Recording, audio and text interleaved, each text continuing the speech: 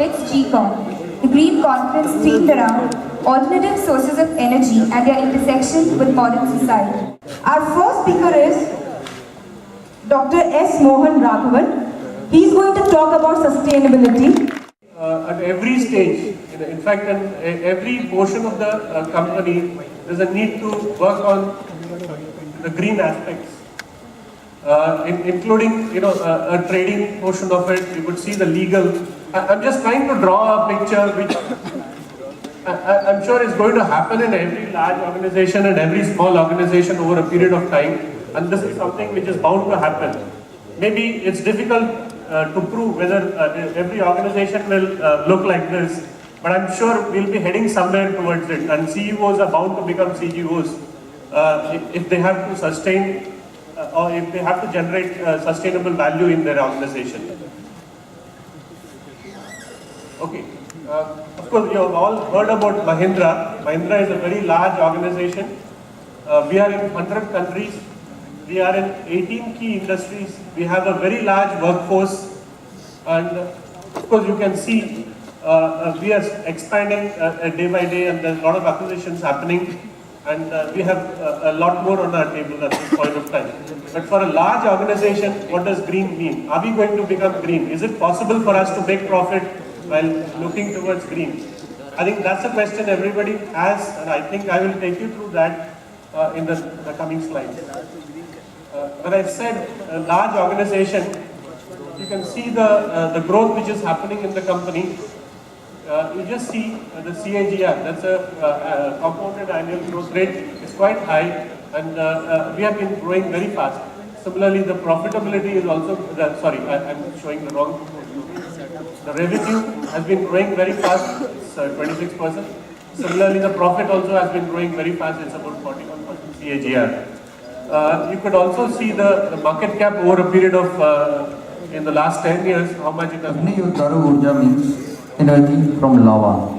We have different forms of energy, and when we are talking about sustainable energy, we always want to talk about energy, renewable energy, and different forms of energy which other speakers have talked earlier. But there are some inherent problems which I'll be discussing with them, and some have been already pointed out. Agni Udhara energy concept derives energy from the core of the heart, earth. Now this is the geothermal gradient cross section of the earth. How do we find it? So this is the inner core, and we have temperatures of about 5,000 to 6,000 degrees at 6,000 kilometers.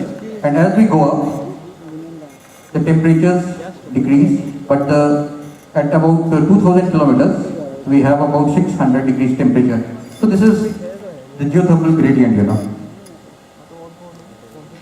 And this heat is continuously being radiated. Tremendous amount of heat, radiated 24 hours, 365 days without any. But all the energy is not being able to reach the crust due to different reasons. So nobody takes geothermal as a serious energy. But this is not the truth. Earth is not homogeneous. Earth is heterogeneous, and we don't have to drill 2,000 kilometers to get the 600 degrees temperatures. Or a bamboo cooker. So we call this a bamboo cooker. The beauty of the product is that it is made in a village and it is sold in a village.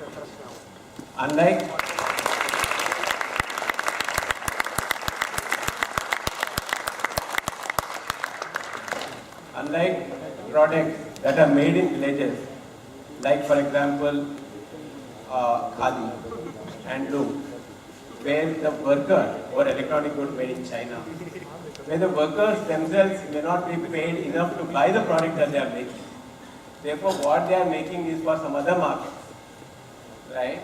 This is a product that can be made and sold both in a village, and we are very proud of this, so it's very humble, as an alternate energy example. Now what the bamboo artisan in the village will get work by using the bamboo basket. he is paid about 30 or 40 rupees, he or she. The women's group in the village, this is lined with straw or hay. So it has an insulating bag lining and that right here. The women like that are paid about 10 rupees per bamboo basket. There is a jute cover which is also an insulator. And so what we have is a village-made hot box, which is much better than the hot boxes that you get or thermos hot boxes that you get in school. It is much better. Well, we have with us Atul Gurtu. He is the contingent leader for the Indian team for the experiment, and I request him to join us on the stage and so that he can talk to us and discuss about the future of renewable energy.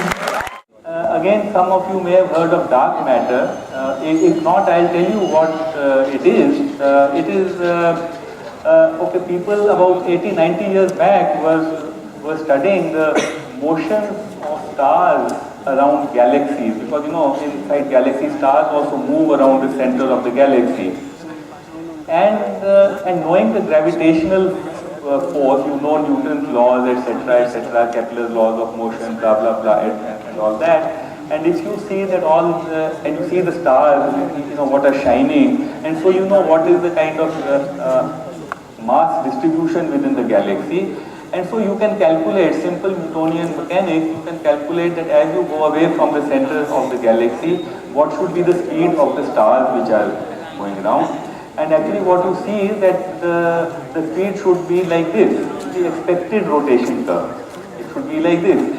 But when people actually did these, Doppler shift measurements, etc., what they discovered was something totally different. What they found is that the distribution is in fact like this. Now, these are totally different. So they said, what can it be?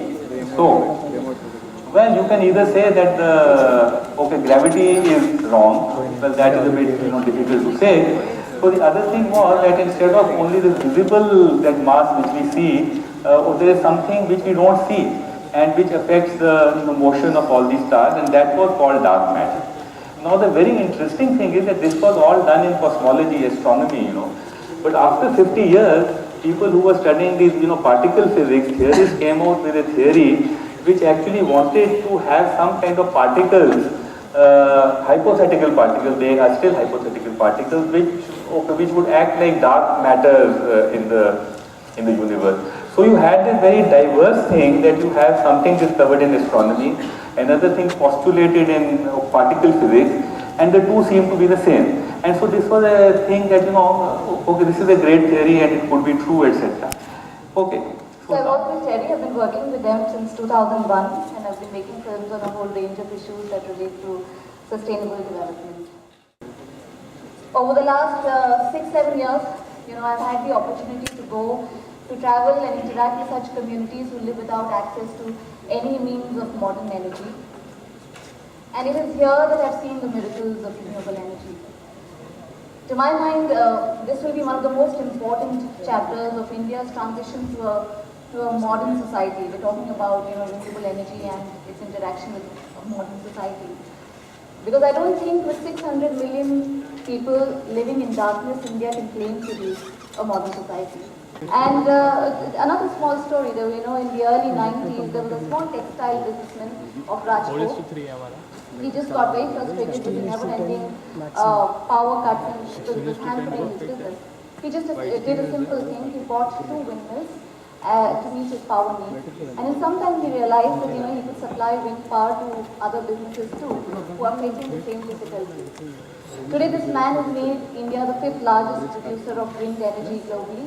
He's setting up wind farms in the United States, in China. The company is Suzlon. The man is Tulsi Tanti. Surely, his dreams were not ordinary. And what a difference it has made to the country. So, of course, renewable energy has many challenges ahead. The biggest being of economic viability. Thank you so much. Thanks. Thank you.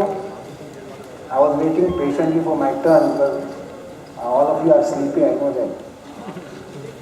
Coming to the point right away, first of all, let me say that I am not an IAS officer. I am a science and technology person. I am a PhD in science and technology. I was the head of the Department of Science, Technology and Environment of Government of Goa including that of renewable energy from 1988 till 2011. I retired last year. So anyway, I am not against any form of energy. What I am trying to say that we cannot do away with any single form today. We have to go ahead with all forms of energy. Because our energy requirement is increasing day in and day out. So I am not against nuclear energy. I think we should go forward with nuclear energy with many more safeguards, taking into considering this Fukushima incident. Now the Fukushima incident is very rare incident created by nature. That kind of phenomena can happen once in 200 years. So for something that happens once in 200 years, if we stop our nuclear development, I think that's not proper, because every day, even today, when I come here from home, I am taking one chance out of 100 that I may be killed because of some accident there. Situation on Goan roads is that bad. So every day when I am taking chance with my life, then I don't think we should fear that something that happens once in 200 years. So what I am saying is, I think even the money which is going in nuclear science in India compared to the international level is not much. So I don't think we need to stop that, let it go on. But we have a lot of other money which is just being spoiled. Even if 10% of that money is shifted to wind energy and photovoltaic, we can have a revolution in 5 years.